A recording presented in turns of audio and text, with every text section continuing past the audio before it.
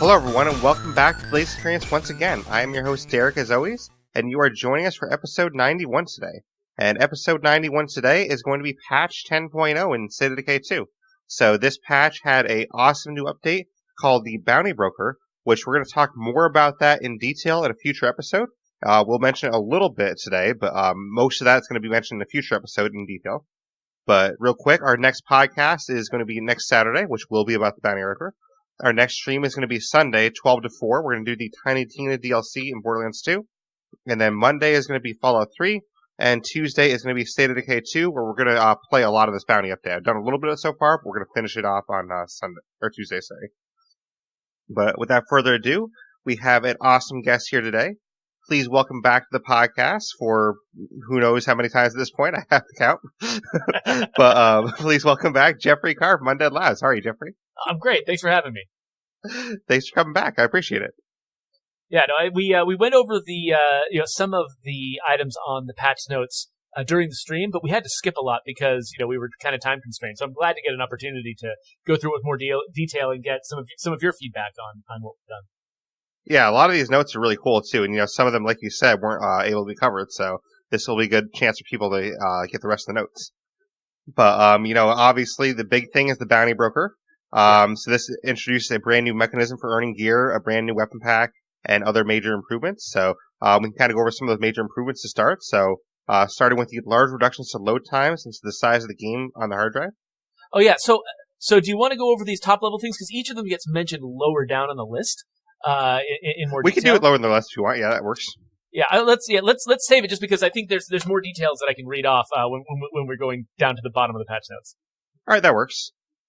So yeah, I'll just mention quickly on the Bounty Broker then. Basically, the short gist of what it is, it's a new person named Cash Beaumont who is a trader that you can visit, and you can talk to him about bounties, and these bounties are little things you can do to get new weapons. So, for example, one of the bounties is to run over 50 zombies with a car, and if you do that, you get a police CQC knife. So there's different bounties like that you can do to get different weapons. Yeah, the idea behind this was, we released, a little while ago, we released the World War II weapons pack. And we were excited about it because there were a lot of players out there who were history enthusiasts and they really wanted to, get their hands on some of these weapons. And also, a lot of the artists who work on our weapons, they're also enthusiasts about these kinds of things. And they were excited to get it out there. But both we and the audience were kind of disappointed that we can add a bunch of guns to our game, but because there are so many guns already, and because all of the loot is randomly generated, it was actually really hard for people to get their hands on the weapons that they wanted. We even provided a trader, but the traders are also randomly generated. And so some people were just never getting the weapons that they were looking for. And so we were working already on our next sort of drop of weapons, and we wanted to figure out, is there a better way, when we release new content like this, is there a better way for us to get it into the hands of players? And so that's how we started brainstorming, and that's how we came up with Cash and his van down by the river. Is we wanted to give players, when a new weapon pack drops or any other kind of rewards that the player can get, we wanted to have a place to stick them where the player knows exactly where to go and can figure out exactly how to get them. But just handing them to the player for free also felt like a bit of a cheat. Like, you're playing this game that's supposed to be about, scarcity and survival, and then every month or so, or 2 months, 3 months, whatever the cadence ends up being, you suddenly get this embarrassment of riches just dropped into your lap. Things like the Wizard van, which is pretty easy to get and gave people just sort of free access to a van whenever they wanted it. That also felt out of spirit with the game, and so the specific way that the Bounty Broker works, it kind of comes from the need to make a coherent place where players can always go to get weapons, and also having there be some kind of challenge, some kind of gameplay involved in getting them, so it's not just a big cornucopia of free stuff that sort of undermines the survival aspect of the game. Yeah, and I really appreciate that too, and honestly, that's what I'm most excited about in this whole patch/update is the fact that this mechanism is now there, because I love the new weapons, don't get me wrong, but I'm more excited about the possibilities that could come later in the future with this new mechanism, because now that this mechanism is in the game, there could be so many different possibilities. I mean, I know you obviously can't talk about any possibilities, but for example, we could have a new car that could be delivered through this mechanism or something like that. That'd be kind of cool, do a new bounty to get a new car or something like that. Yeah, we've talked about stuff like that too. Yeah, for now, the easiest thing for us to deliver is weapons. But as this thing progresses, we hope that we can branch out and have it deliver all kinds of different things. Yeah, so that'd be really cool. Maybe the Wizard Band can come back one day. Holiday. Like, all right, here's your Holiday Wizard Band back. Yeah, ideally, yeah. But yeah, the new weapons are really, really cool. Just real quick, I'll touch on them. Mm-hmm. But like I said, we're going to touch on them more in a future episode. But there's a police sniper rifle. There's an RC9 police carbine. There's a police M590A1. The SWAT 416, which I've heard from some people is a really great weapon so far. I haven't unlocked this one yet, but I definitely want to. The UMP SMG. The MP5 SC. Yeah, that one I really want to get to. I've only unlocked like 3 of them so far just because I've been so busy this week, but I definitely am going to unlock the rest of them on Tuesday. So we have 2 pistols, the G34 and the G26. And then we have a revolver, the backup boss. And we have 4 new melee weapons. We have a bladed high-angle rescue hatchet, which I've heard from some community members is a really great weapon. And then we have some riot-style clubs. We have the Military Riot Club, the Police Riot Club, and the Metal Nightstick. And the last 2 are 2 close combat weapons, the Police Knife and the Rescue Knife. So I have both of the knives so far, and I think I have one of the blunt weapons so far. Well, I'm relieved to find out that I wasn't actually sure when we released this how long it was going to take our most committed players to get through all of the bounties and be hungry for more. The fact that you haven't already gotten every single one of these is a relief to me, and I feel like, okay, good. We provided you with just enough gameplay that you might have to have multiple sessions to get everything. Yeah, I think that's a little bit based on my schedule, though. I just had a really busy week, but normally I think I might have already had them all, but I'm looking forward to getting them all, though. Basically, on Tuesday, I'm looking to get the last 13 that I need on Tuesday or something. So well, I'm looking forward to hearing your reaction to them when you podcast about it later on. Yeah, I plan to do it next week, so it should be a lot of fun. Cool. But that's basically what we have for that. And I just want to mention, too, that we mentioned the World War II weapons. You can actually get those from Cash as well. You basically just pay influence to get them. So the critical response weapons, you do the bounty first. Once you do the bounty, you get a free version of it, like a one-time free. And then you can pay influence to get extra copies of it. And the World War II weapons, you pay influence right from the start with them. Yeah, and the influence costs on these weapons are significantly higher than they are for normal traders, and that's an intentional trade-off. Because most traders, their inventory is rotating, and the trader isn't there all the time, and so it's sort of a brief opportunity to go and check out a particular trader and buy things from them. Because Cash is there all the time, and he's very reliable, and you can't miss him. Because of that, we wanted to make sure that the weapons were more expensive coming from him, because what you're paying for is the reliability and the availability of them. Absolutely, yeah, because I think there's only one World War II weapon I didn't have, so which is the barrel-style bar, which, fortunately for me, cost the most, but it was like $12.50, so. But I paid for it, though. Yeah, definitely. I like that one. I like the Gangland Strat a lot, too. That's one of my favorites as well. Yeah. But that's basically all we'll say about the bounty update specifically today. So we'll move on to some technical changes now, if you want to get into those. Yeah, so both of these are community requests. Basically, every time we've issued an update, we've heard a lot of feedback from fans saying that the update takes up a lot of space in your hard drive, and that that the game takes up a lot of space in your hard drive, and the update is also a really big update that takes a lot of you have to spend a lot of time downloading it. And for people with limits on their internet access, it can be kind of a trial to get it in there. So we wanted to make some changes. So on the technical side, we've improved load times across the board, first of all, so that it takes a lot less time to get into the game at the outset and to change maps once you're already inside the game. And then, at the same time, we've significantly reduced how big the game is on the hard drive. So when you get this update, you download kind of a big update, it lands on your hard drive, and then the game is smaller than it was before. And then in the future, because the game got a lot smaller, the future updates, the ones after the Bounty Broker update, are going to be much smaller than the previous ones too. So hopefully the game, in downloading updates to the game and having the game installed on your hard drive is going to be a lot less onerous now than it has been in the past. Yeah, that's awesome too, because I know my internet's not the worst internet, but I have some friends that have worse internet than I do, and they're always saying how it takes them all day to get the update done. So yeah, we're hoping that'll be a little better. Yeah, so that's awesome then. But not this particular update. This particular update is still large, because that's what it takes to update a large game that's sitting there on your hard drive that hasn't been reduced yet. Yeah, makes sense.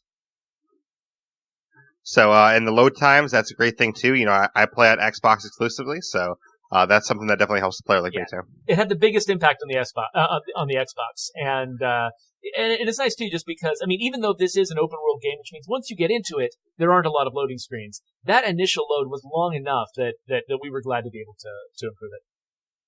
Yeah, definitely. Yeah, because I know when I fired it up, it always took like a really long time to fire up, and I haven't really played enough this week to really test the difference yet, but it does seem a little faster loading up initially, so good. I'll have to test a little bit more. But then we have some gameplay changes, and this is an interesting one that basically the direction of our camera changed for interacting with objects. So the way that it used to work was when the game is deciding which interactive object, like say if you've got a car door and an object on the ground and a person to talk to all near each other, the game would use the facing of your character to determine which one was the one that you would interact with if you push the Y button. Whichever button it is on the is it the E button, the F button, whatever it is on the keyboard. The problem was that it's kind of hard. You don't have a lot of precision control over your character. You can move the stick in different directions, but when you're moving tiny little amounts, it's really easy to overcorrect and be imprecise. And with using WASD on the keyboard, it's even harder to have a lot of fine control. And so players were getting into some frustrating moments where they were adjusting and readjusting their character again and again to try to get them into the right position to interact with something confusing on the ground. And so we decided to make this better. And I was actually very reticent about this at first. This came from Peter Lim, who's our moment-to-moment gameplay designer. He was a big advocate of this, and as were several other people on the team. But I was hesitating because changing something in a game that's already been out for a year can be very, very scary.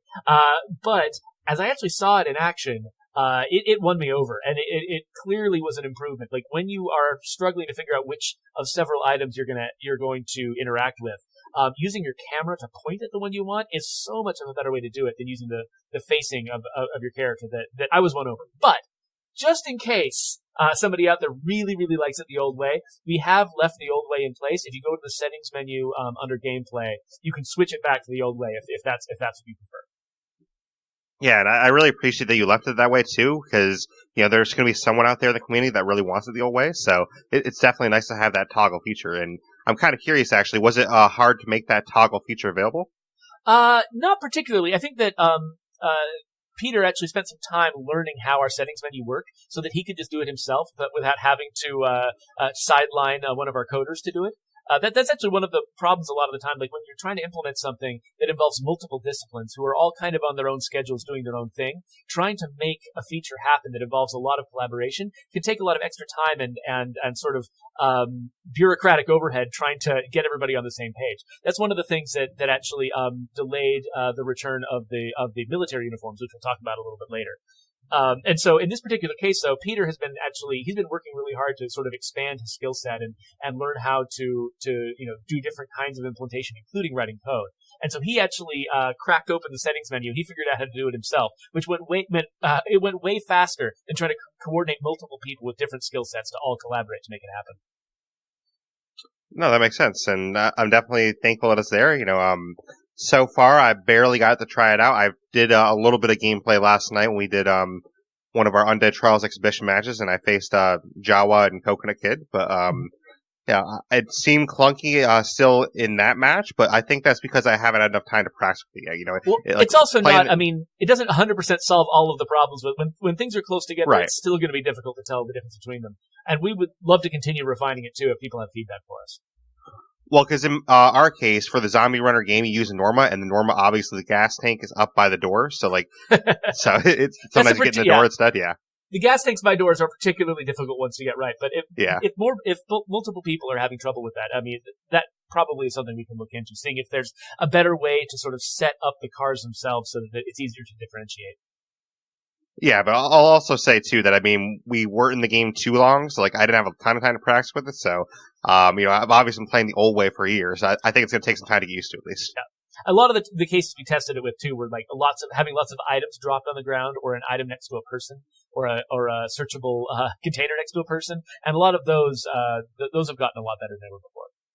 Awesome, that's good to hear then.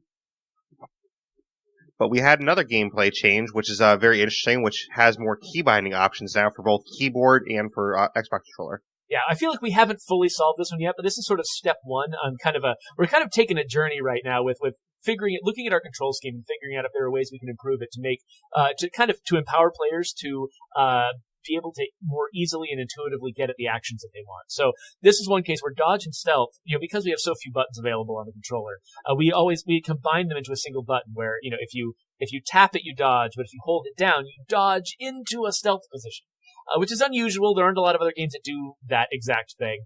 And so it's kind of tough for new players to learn.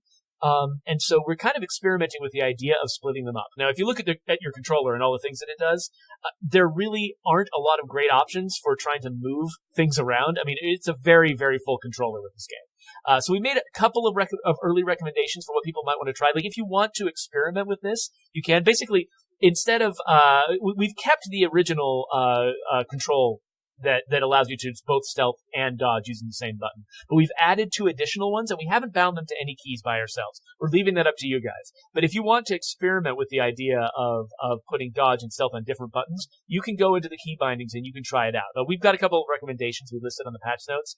That's what we think works the best right now, but we're also looking deeper into seeing if there are other changes we can make that make it easier to sort of move a few things around on the controller and make things more accessible.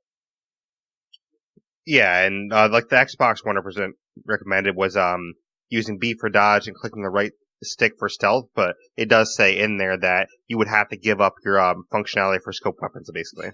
Yeah, it's kind of interesting to me, the idea of I love the idea of players getting into this and trying to move the buttons around and letting them see the struggle that we have, trying to figure out what button you can give up in order to add new functionality. Another option we thought of is moving, putting stealth on the left stick, clicking the left stick. That's where the flashlight is right now.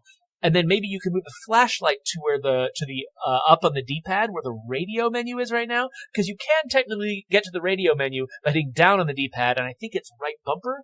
Yep, down right bumper. So that might actually be a better way, but it's more circuitous and it's a little bit harder to describe in patch notes.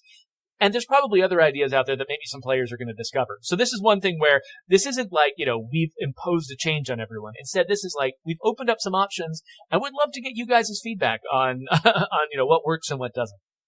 And I think that's a good way to do it too, because for every player, it's probably going to be different what they use less, because maybe there's a player out there that barely uses the, zooming on the weapons because they don't use like a lot of zoom guns, for example. So it really depends on the player. As we keep experimenting with this stuff too, eventually, if we do land on a new control scheme, a new arrangement of buttons that works really, really well, especially for new players, we might make it the new default while still letting players who've been playing the game for a long time keep the old method if they wanted to. But that's far future. Who knows when or if we can get to that point. Really, what that depends on is us finding improvements to the control scheme that we really believe are 100% better than what we've got already. Absolutely. And, hopefully I can help test that out. Maybe I'll figure out some ideas too. So cool. Thank you. No problem. So the next gameplay change that we worked on was, a lot of players, we've seen this happening in a lot of people's streams and when we play it ourselves, there are a lot of cases you can get into, situations you can get your character into where they can't use their consumables. Like if you're in the middle of a dodge or you're running certain ways or you're recovering from certain actions, it was really hard to heal yourself. And that can be really inconvenient. Like sometimes, you would desperately need to heal yourself in a particular moment and you would hit the button and think it had worked and it hadn't worked. And, or you would think you needed to throw a grenade and you would throw a grenade, but it wouldn't actually come out of your hand. And we're like, we'd really like to make this better. So Peter went through all of these weird cases and he found ways basically to let the character do things that they couldn't do before, do combinations of things that they couldn't do before. Some of that involved, taking animations like the pickup animation and replacing it with just a simple, instead of having it be a full body animation where you get down and pick an item up off the ground, it's just an upper body animation that can happen at the same time that you're running around and dodging. And so by integrating it that way, picking up items is much smoother than it used to be. And similarly, throwing grenades, using consumables is much smoother than it used to be, and it can happen at the same time as a lot of other actions that it couldn't coincide with before. So I would love it for players to get out there and try to use consumables in the heat of battle, and hopefully the idea is that this should be a lot less frustrating than it was before we made the change. Yeah, I've definitely seen that come into play a little bit, and the biggest one for me is when my character's out of stamina, I try to use something. That was the biggest quick time issues. I can see that being a problem. We've also, the last thing on the gameplay list was, when you're out of stamina and you're dodging around, we were, it's supposed to be difficult to dodge, and when you run out of stamina, you're supposed to feel like, it is harder to move my character, it's harder to engage in combat. But the dodge itself, while you were tired, was kind of past the point of frustration for a lot of people, where it felt like it was sort of they were trapped. They were just slowly dying and they couldn't do anything about it because dodging was slow. And the end of the dodge in particular, you felt like you should be able to recover more quickly and move on to another action, and you couldn't. And so because the players were getting frustrated with that, we decided to make the dodges quicker, to close up a little bit that period at the end of the dodge where you couldn't do anything else. So now it is a little easier to survive when you're out of stamina. It doesn't remove all of the challenge. We didn't want to nerf it too bad, but we did want to remove that edge of frustration that made people feel like their subsequent death wasn't their fault, was just the game screwing them over. That's not the feeling we want people to have. We want people, when they die, we want them to feel like they could have done something about it. Absolutely, and I love those changes, because that's definitely going to help with players getting around a little bit better. But that's it for our gameplay changes, and now we have a couple of inventory changes, starting with some community requests. Yeah, that's right. So people had been reporting to us that when they are playing with friends and they want to, say, share some painkillers with their friends, there's this really inconvenient thing where you couldn't just share one painkiller. Like, if you've got an advanced character with a lot of room in their pockets, you might have to drop an entire stack of 6 painkillers, and then have your friend pick up the 6 painkillers, and then use one of them, and then give the rest back to you, which is really inconvenient. And so we've added a drop one functionality where you can actually, I think it's holding the interact button. You can drop an item and just a single item from a stack, and then your friend can only pick up one instead of having to pick up all 6. Yeah, and that's honestly awesome too, because if you're playing with friends that you don't know as well, sometimes it's a little bit like hesitant, like, oh man, I could drop you this to heal you, but I hope you don't steal my entire stack of stuff. Like, I hope you go back. Yeah, exactly. We want this game to be a game about trust, where people feel confident doing things with each other, and so we want people to feel confident dropping and sharing things with their multiplayer friends. Absolutely. Speaking of trusting players, we found out that there were some players who were modding weapons in such a way that they were increasing the durability of the weapons, but they were also increasing the amount of parts that were yielded when you broke the weapon down. And the problem with that is if somebody doesn't know they've been given a modded weapon, they would take it, put it in their supply locker, salvage it if they weren't that interested in it, and then they would end up with thousands upon thousands of parts just filling up their supply locker, and it would be incredibly inconvenient. There's nothing they could do about it.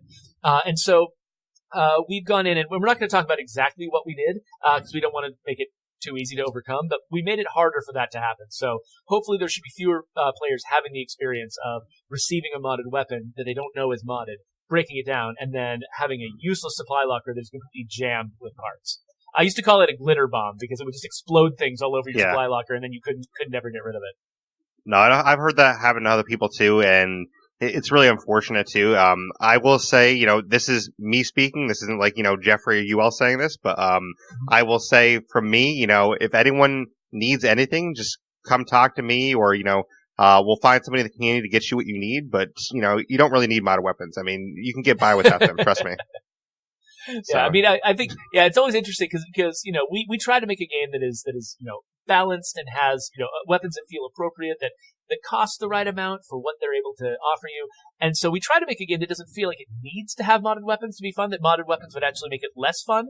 But everybody's got sort of their different style of play. And there's some people for whom, they want to have overpowered stuff that wouldn't be appropriate in a balanced game. So, if people have the desire to do that, to add that to their own games, I don't have a problem with it. It's when they start playing practical jokes on other people that we feel like, well, we should try to step in and make that a little harder to do.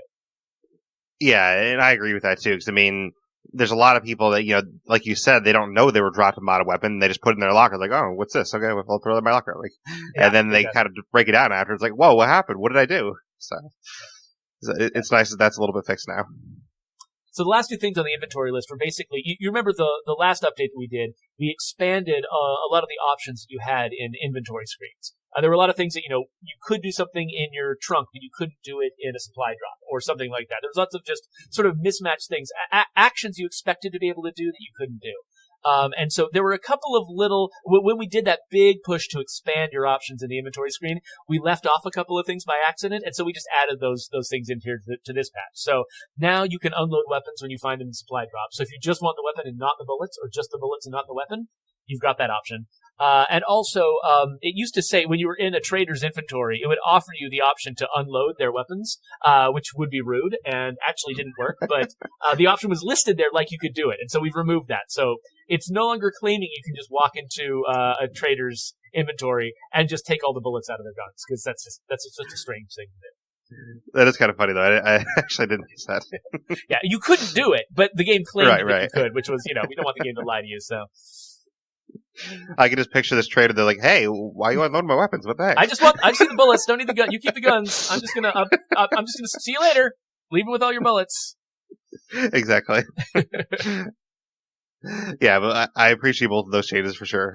I didn't really encounter those that much because they're kind of like a little bit weirder cases of things. But yeah, it's mostly that's the thing. If you're doing just only the most normal basic stuff in the game, or if you're just very aware of the workarounds, a lot of this stuff didn't feel like it was a problem, but it kind of, it's the kind of thing that sort of sticks in our craw. Like when we're looking at the things you can and can't do, we're like, it doesn't make any sense that you can't do this. And so we tried to shore up as many of those as we can. We want the game to feel complete and well thought through. Absolutely.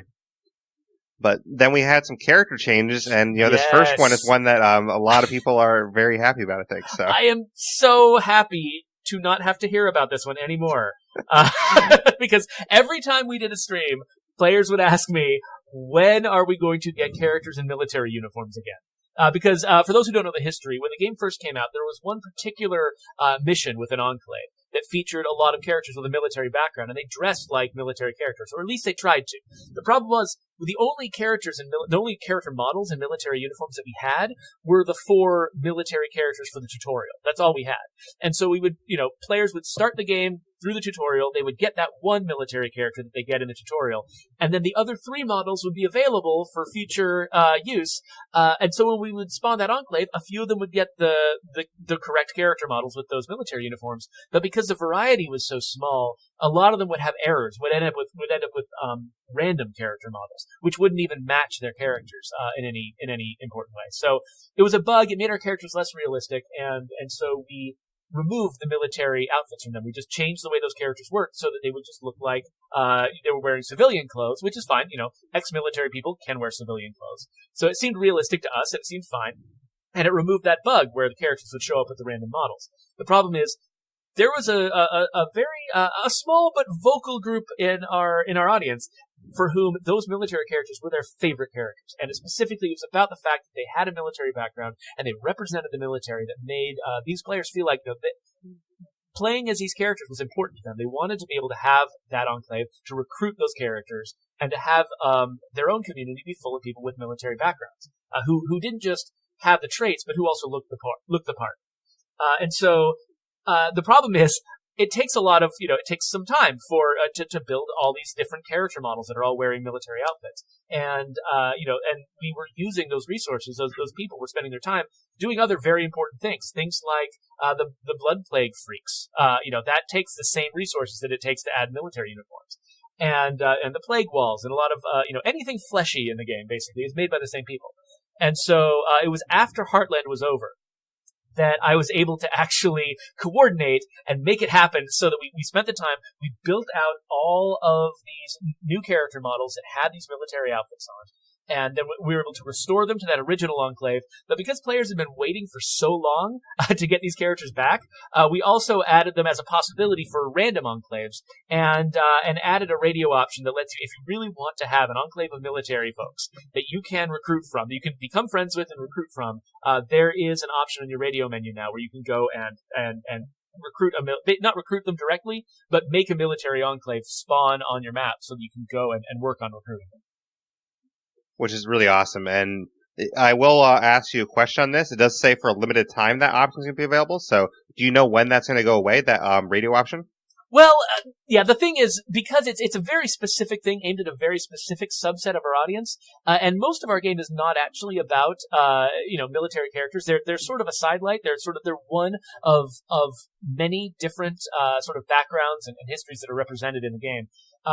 eventually we're hoping that, that new players, when they come into the game, the game isn't supposed to be, sort of a military fantasy. It's a survival fantasy with a wide variety of characters of different backgrounds. And so having an extremely military-focused recruitment option on the radio menu, it feels a little bit sort of off-center, when it comes to our sort of the themes of the game. Like, it feels like, well, if there's a military one, why isn't there also one with police backgrounds and one with scientific backgrounds and one with teaching backgrounds and political backgrounds and business backgrounds? Like, our game isn't only about one thing; it's about a lot of different things. And so I wanted to put that option in there for the players who've been waiting for a really long time for these characters to show up, so that they can sort of make up for lost time and get them.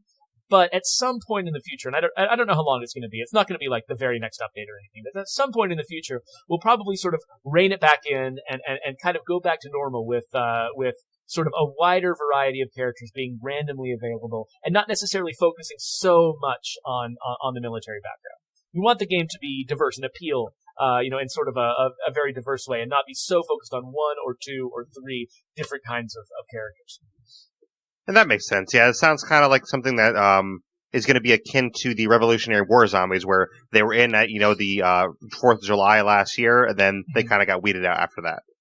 Yeah, we're kind of thinking a little bit like that, or like the Wizard van. That we'll talk about that later. Right. But yeah, so, I'm definitely glad these guys are in there, though.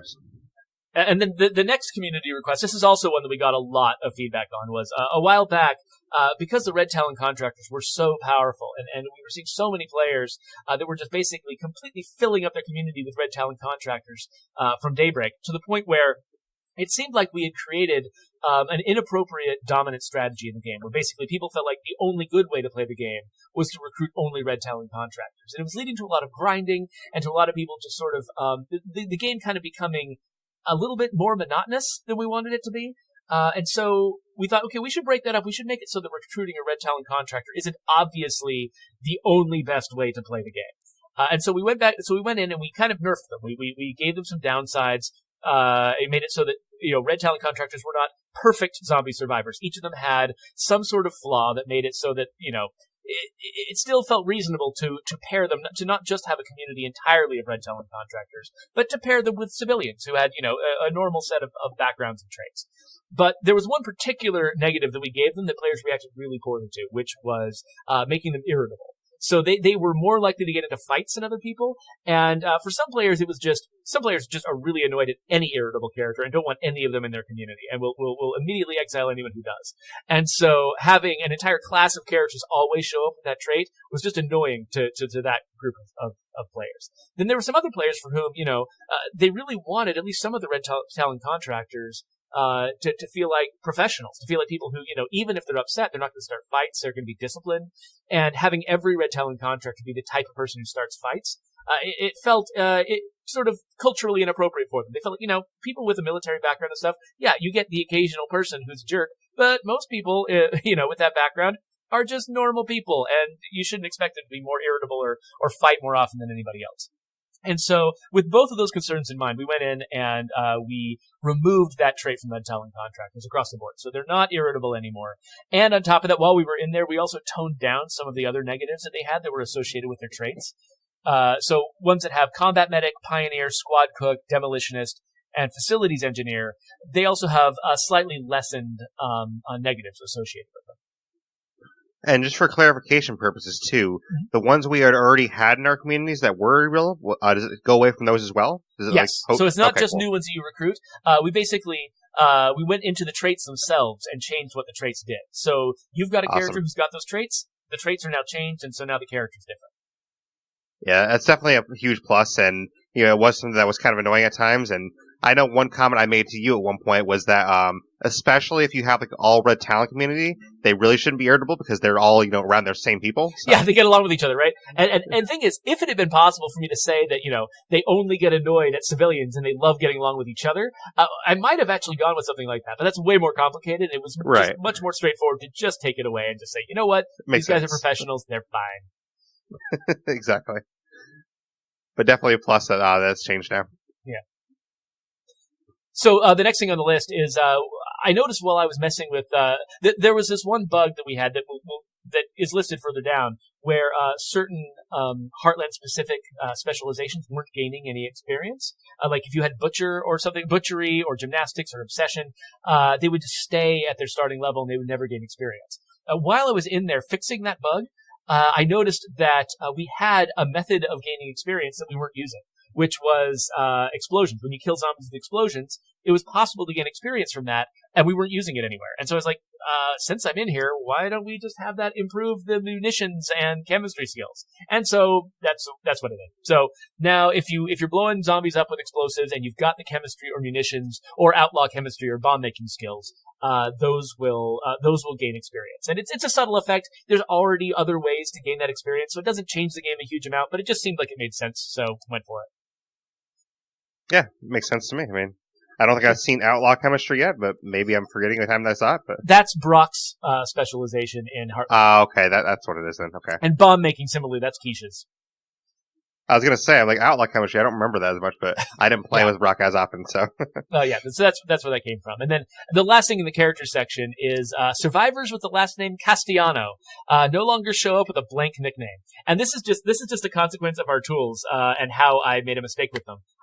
Where basically I can click on a name and I can click on a little plus button that creates a nickname for that name, and it starts with a chance of 100 with a weight of 100, and it starts out blank, and then I enter a nickname, and then from then on, characters who have that name could also have that nickname, and it worked just fine, except when I accidentally hit the plus button and don't enter a nickname and don't change the weight.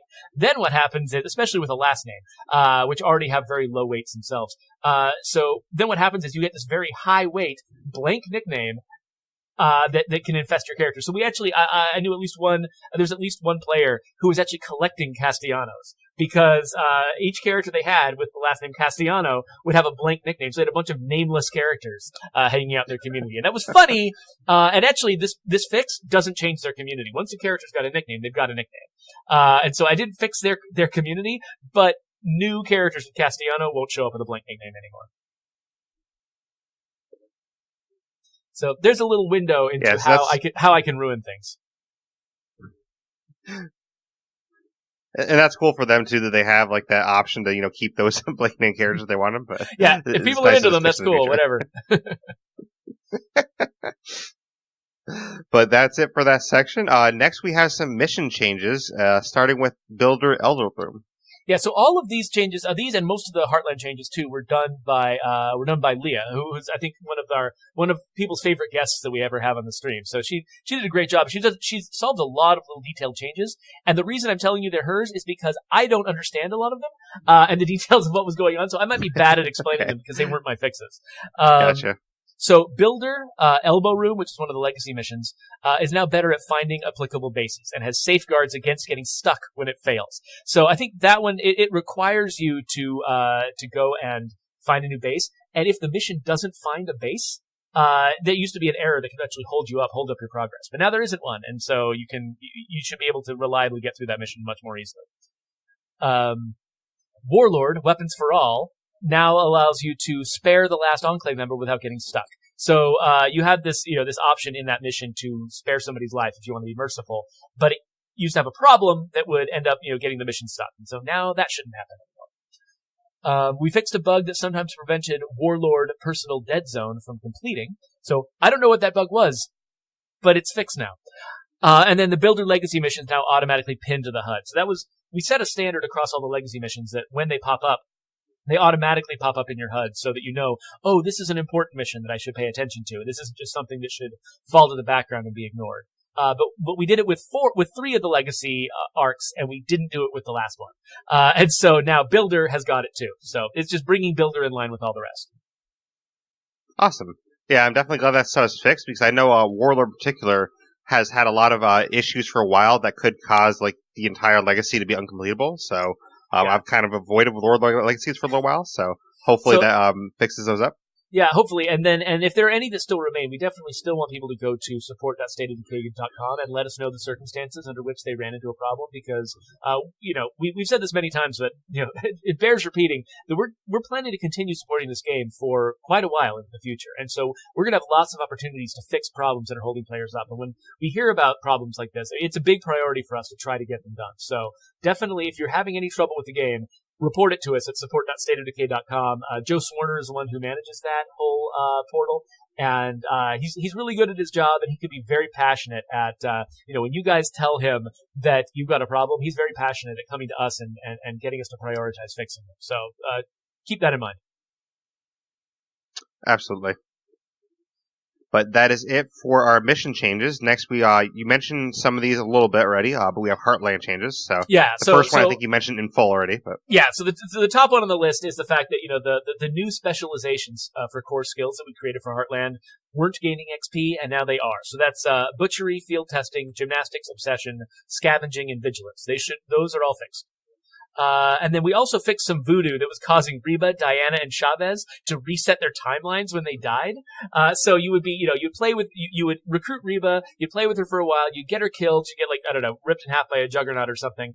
And then the next thing you'd hear was Reba coming over the radio, starting over from scratch, which seems a little bit strange. And so that was just a little scripting error. So we went in there and made that impossible. So now, if they rise from the dead, the only way they can rise from the dead is as zombies and not as weird mission bugs.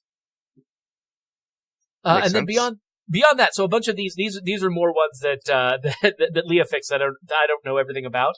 But we fixed a blocking issue in the first mission of Heartland if Quincy or Release died, and then the game was restarted. So when the game is restarted, we don't actually save our missions midstream very often. There's a few very complicated ways that we can do that if there's a particularly long mission, but most of the time we don't save it at all. And so coming back into the game and trying to reset up the circumstances that you were in before can be a big challenge with our system. And so this was one case where the game wasn't getting set up properly if you quit and came back. And so we've resolved that now, but a lot of that stuff can be very challenging with the way that our system works.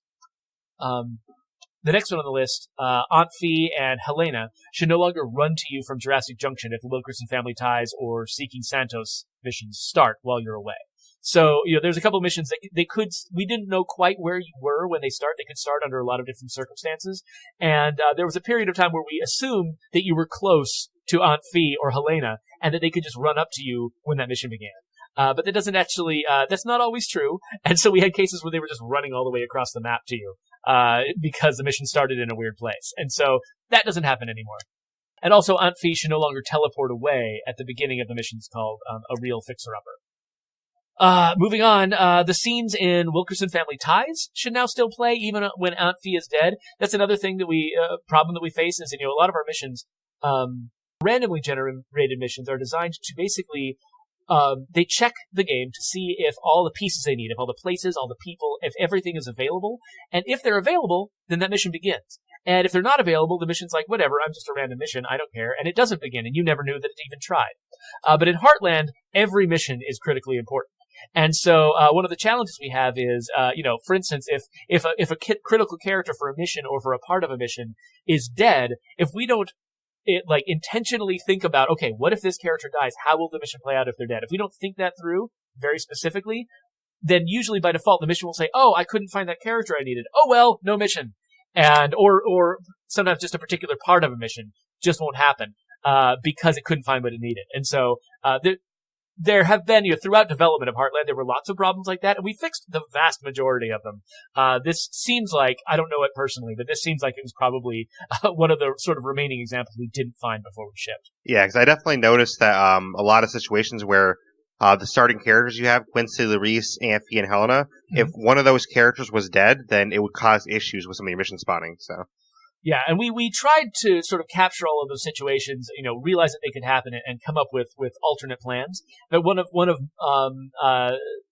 my jobs on Heartland was to make, but to maintain some of the missions that happen that kick in if you lose your core characters and they're still in the middle of their initial personal stories. Coming up with, making sure that the missions that kick in after that failure still work and it can sort of fill in those blanks. But it's very hard. I mean, there's so many different combinations of things that can happen in State of Decay. Thinking of every possible combination of actions and events is really, really hard. And we do our best, and we try to, methodically go through and say, well, if this happens, then we need this. If this happens, then we need this. But it's so easy for one set of circumstances to slip through without a solution and for us not to catch it until after release. Yeah, because I mean, the amount of people playing the game after it's out, there's so many much higher. situations that could occur that you never thought it possible. So yeah, that's the thing. Like when you've got a game that's played by millions of people, something that happens 0.001% of the time will definitely happen to multiple people, and I mean to actually a fairly large number of people. And so even something that's extremely unlikely and very hard to think of is going to happen to tons of folks. And so it takes a lot of methodical, persistent testing to try to catch them all, and even then, it's really hard to catch every single thing. But we do our best, when we find out about this stuff, we do our best to fix it after the fact. So, eventually we hope for most of these things to be pretty much gone, after we've had some time to hear people's, reports and bugs and go through and track them down and fix them. Yeah, and I definitely appreciate you guys, being so diligent on that. So thank you for that. So there's a few more in this section. Malik no longer jumps in and speaks Larissa's lines in Wilkerson Family Ties. Not sure why that was happening, but not surprised. Some things to do with character deaths. We made sure that Brock and Keisha were killable when they should be killable in the Santos and Wilkerson Enclave arcs.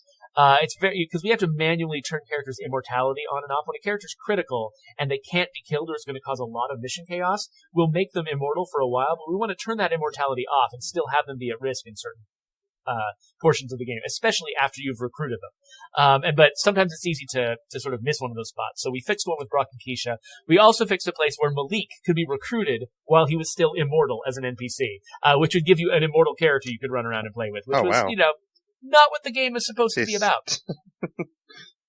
I didn't know about that bug. That's crazy. Yeah, I don't know where it was, and so I wouldn't tell you anyway. But it's fixed now, so I guess it doesn't matter. Awesome. We fixed an issue where the overrun mission would still make you clear out the plague heart if you cancel it. So if you decided not to do the mission, but it would still move on and act like you had accepted it. So that shouldn't happen anymore. And then the last thing was Xander, who's kind of a bit player in the game, but his enclave should now have appropriate enclave descriptions on the map screen. So if you find out where he lives and you look at it on the map, it'll now have the right descriptions. And I think it just either had the wrong ones before or they were missing. I'm not actually super familiar with that bug. Fair enough. Yeah, so I'm glad a lot of those are fixed. I mean, a lot of those I didn't run into because they seem like, situations that if you're not looking for it, you might not see it as often. So yeah, a lot of them are very, very situational. It's like if a certain series of events happen, then they happen. But there were enough players playing Heartland that people were definitely running into them. So we're glad we got them fixed too. No, that's great though. And we have another section here. We have achievements. So we fixed some achievements apparently. Yeah, so it's not that hard for an achievement to accidentally get broken while you're fixing normal things in the game, because achievements depend on certain events firing off under certain circumstances while you're playing. And if we change the way that a feature works, it's easy to miss the fact that it was firing off an achievement trigger. And if we miss that and we don't test it the right way, at the right time under the right circumstances, it's easy to let situations get out where something that looked like it should have fired it off an achievement didn't. And so we had the achievements associated with our legacies were broken for a short while, and so we fixed those. So that's Be Still My Dog of War, I Am the Law, Speedy Delivery, and If You Build It, They Will Come. So those are fixed now. The Plague Heart achievements associated with killing Plague Hearts, those weren't firing off the way that they were supposed to. So that's Heart of Darkness, Total Eclipse, What We Do in the Shadows, and These Dreams. Those weren't firing off. And then we had two more that were sort of not really related to each other. One of them was Barley and Spoiled Blueberries, which is the one that fires off. I think it's for killing bloaters. And then Sayonara, which is for getting one of your own people killed.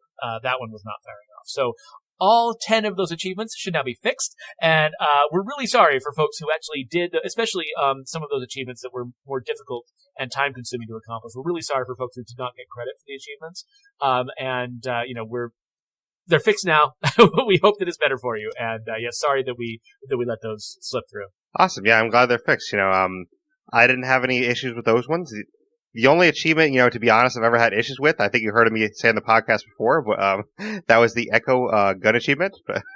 Oh yeah, because that one's a pretty rough one. But yeah, we've I remember actually one of my more difficult experiences as a player was when I was playing Far Cry 2. I loved that game. It was one of my favorite games of all time.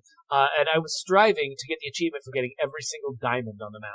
But there was some kind of error. At some point along the line, a diamond didn't get counted, and I got the last diamond. I went through. I had a strategy guide, and I was comparing every single map to the strategy guide. I knew I had gotten every single diamond in the game, and I didn't get credit for the achievement. And I was so frustrated, I didn't actually finish Far Cry 2. And so when people are frustrated by missing achievement progress, like, believe me, I completely understand where you're coming from. I've been in that, like, I didn't even finish one of my favorite games because I was so frustrated about an achievement I'd spent time on. And so, so I understand. So I'm really very sorry if somebody didn't get credit for an achievement that they earned, because you did deserve those gamer points. And, and so we're sorry, but we have fixed these now. And we're gonna, keep, trying to be diligent to make sure we don't break any more in the future. Absolutely. So, those achievements should be all set for you now. And, if you need any help with those, just give me a holler, and I'll be happy to help anyone out there too. So.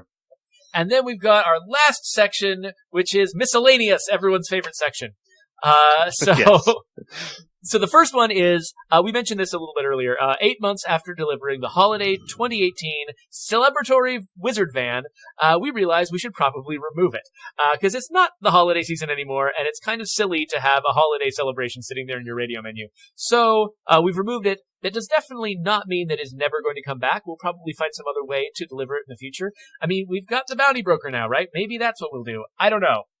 But it's not there anymore, so I'll definitely say full disclosure. Once I heard this was coming, I'm like, all right, let me go to all 3 of my saves and make sure I call it in before this update happens. So I called all 3 saves in before it happened.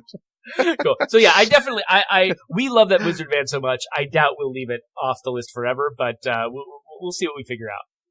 At the same time, so if you die of blood plague while exiting a vehicle, you will now stand up and die instead of soft locking the game. So basically, something was not completing properly with that death if you died while you were leaving your car, and so the game would just never go anywhere and not let you control anything. And so that was a problem. So we fixed that. We fixed an issue with AI pathing that was causing mission characters to dodge around you repeatedly while trying to stand where you were. So if you were standing in a certain spot, and because of a mission, a character had decided that they needed to stand where you were, they would come up to you and just start dodging through you 1,000,000 times, trying to get to the spot that you were standing on. And it made them look ridiculous. And so now, they're a little cleverer. When they realize they can't get to a spot, they'll pick another nearby spot, and this kind of behavior you shouldn't encounter it quite as often. We fixed an issue where clients in multiplayer games would hear muffled audio forever after they died. That one we'd heard about a few times, and that one was pretty annoying because, when you're playing in multiplayer with a friend, you want to be able to consistently play for a long period of time. You've taken the evening off, you're all going to have fun together, and then you die, and now you're stuck in this mode where you just can't hear any normal audio anymore. And so people would have to quit and come back in order to fix it. And so now we fixed that bug. That shouldn't be happening anymore. Awesome. And then we fixed a few graphical issues with shadowing. There were some Halo-like artifacts around characters that are gone now.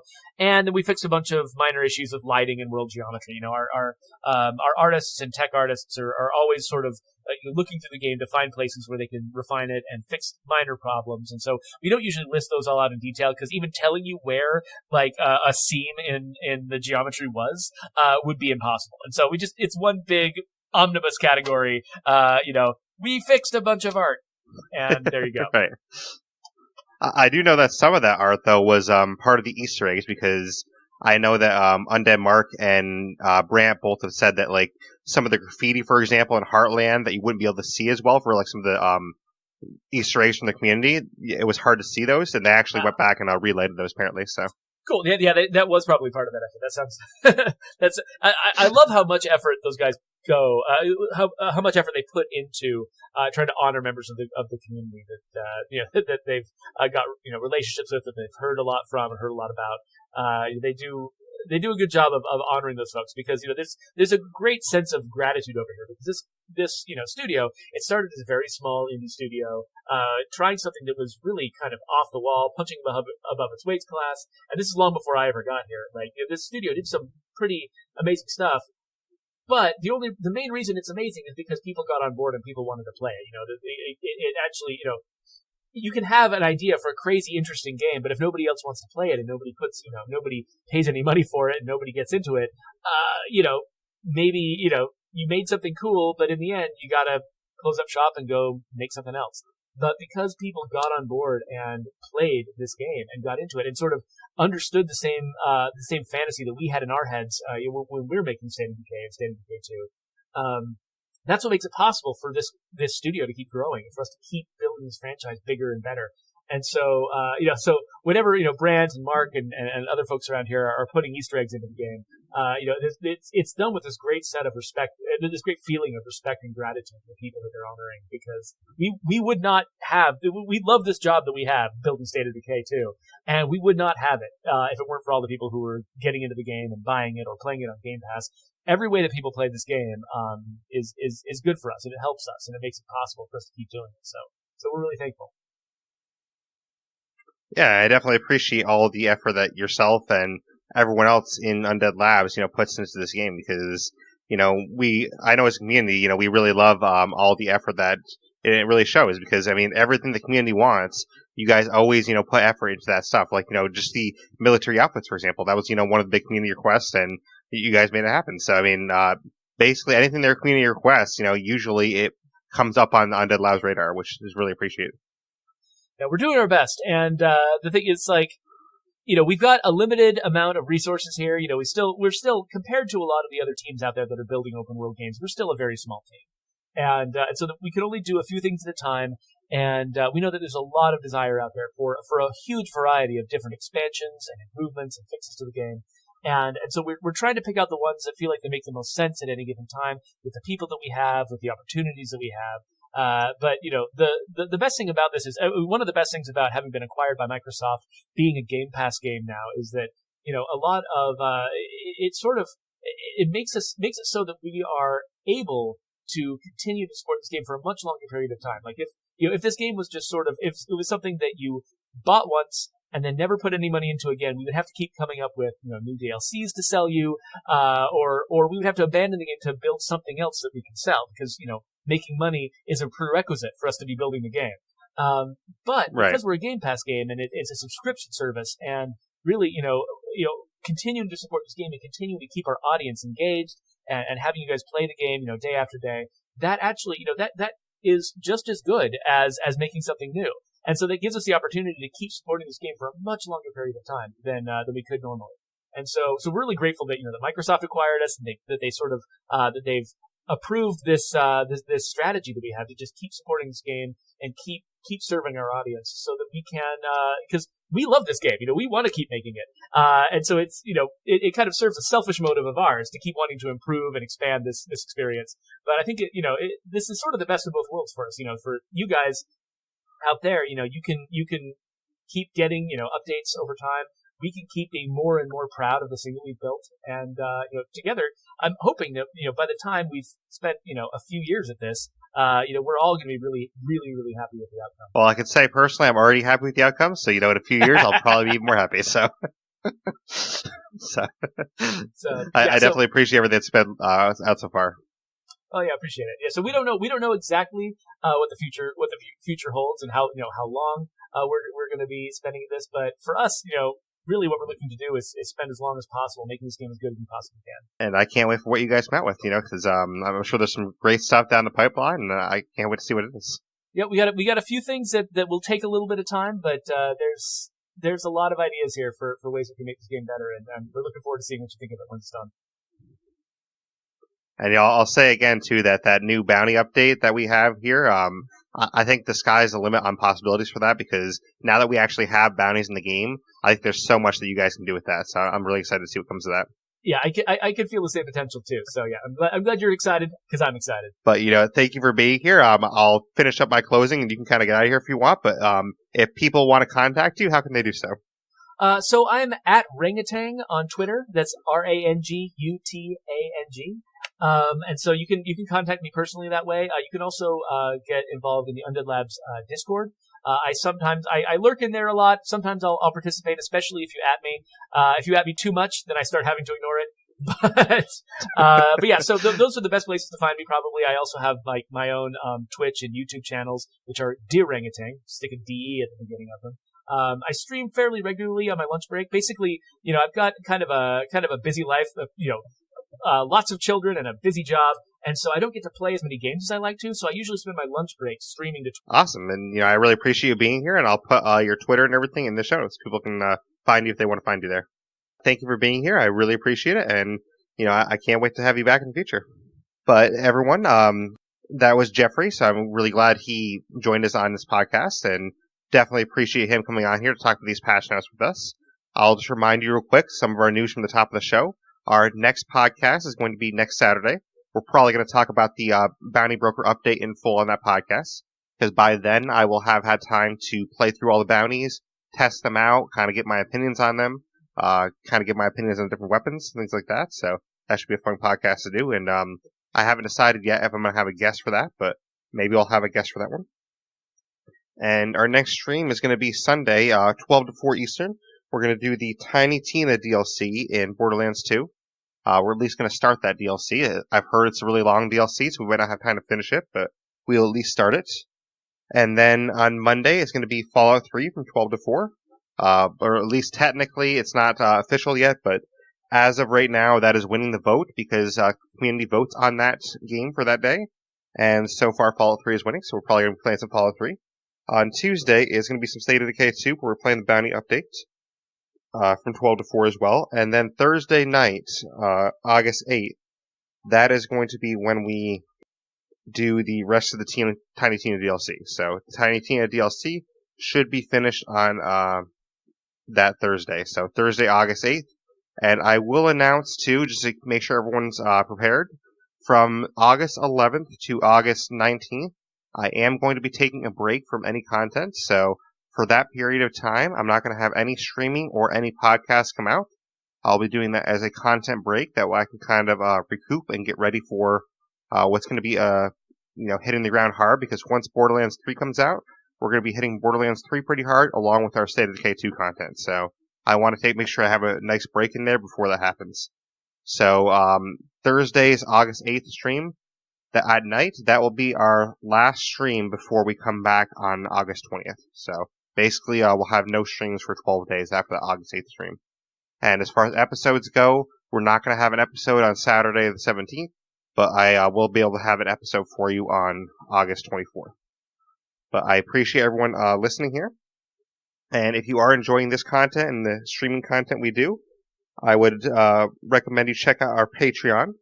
That's going to be patreon.com/Blaise XPerience. That's BLAISE XPerience. And basically on Patreon, it's a way to help support content creators with the content they're making. So for as little as $1 a month, you can help support me with the content I'm creating, and you get some rewards for that. There's special Discord rewards. There's rewards like having priority to play with me on stream, different things like that. So definitely check that out. That's patreon.com/Blaise XPerience.